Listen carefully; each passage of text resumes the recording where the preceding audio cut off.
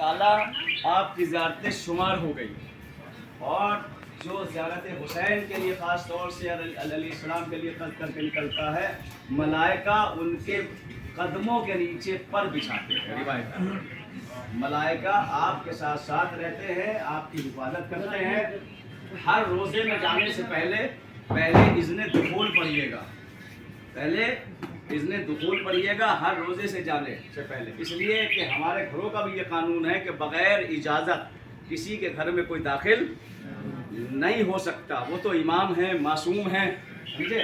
इज़्न दुखूल इसलिए रखा कि पहले आप इजाज़त ले लें, किससे? नबियों से, रसूलों से, अंबिया से और मलाइका से, जो इमाम के रोज़े पे हर वक्त तवाफ़ करते रहते हैं। तो इंशाअल्लाह मौला आपके हाज़िरी को कबूल करेगा, आपकी ज़ियारत को कबूल करेगा। थोड़ी सी ज़हमत है, अगर कहीं हो जाए तो आप माफ़ फरमाइएगा। कोशिश हम लोग मुबारक पे कोई ज़र्रा बराबर ऐसी जगह नहीं है जहाँ ताज़ियाने ना मारे। मैं 2 मिनट के मसाइब आपको सुना रहा हूँ। 25 रजब को यहाँ तकरीबन 1 करोड़ का मजमा था परसों, इमाम मूसा काज़िम अलैहिस्सलाम के ज़रिए मुबारक पे। आप खुश नसीब है कि बाबुल हवाइज के दरवाजे पे पहुँच गए। इमाम का जिस्म ज़ख्मी हो चुका था, रोज़ अजियत पहुँचाई जाती थी, दरिंदों के सामने इमाम को डाला जाता था, दरिंदे इमाम के सामने सजदा करके चले जाते थे रोते हुए। और आखिरकार ये हुआ कि इमाम की शहादत हो गई। और शहादत के बाद मजदूरों को भेजा गया कि इमाम के जनाजे को उठा के बगदाद के पुल पर रख दिया जाए। इमाम के जनाजा किसी चाहने वाले ने नहीं उठाया, बल्कि बादशाह हाकिम ने चंद मजदूरों को भेज के इमाम की मैयत को बगदाद के पुल पर रखवा दिया गया। लेकिन गुर्बत का आलम यह है कि शहादत के बाद भी इमाम के हाथों में हथकड़ियाँ है, पैरों में बेड़ियाँ है। रास्ते से लोग गुजरते थे, इमाम के जनाजे को देख के कहते थे ये किस गरीब का जनाजा है, जिसको कोई कफन देने वाला न रहा, जिसको कोई गुस्ल देने वाला न रहा। रिवायात मुख्तलिफ है, कुछ लोग इकट्ठे हुए, उन्होंने चंदा किया कि इस गरीब को गुस्ल दिया जाए। अरे जैसे ही शब ढली, एक बुर्का पोश बीवी इमाम के जनाजे में रो के कहती है, हाय मेरा बेटा मूसा छोटे से मैं सुनाना चाहता हूँ। अल्लाह जानो, इमाम इतने गरीब है, 14 साल कैद खाने में रहे इमाम।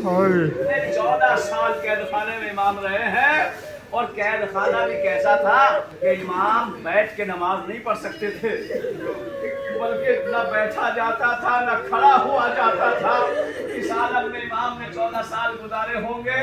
अदादारो शब ढली, शहजादी फातिमा जहरा बगदाद के बाजार में एक हद्दाद लुहार की दुकान पे पहुंची, तब बात किया।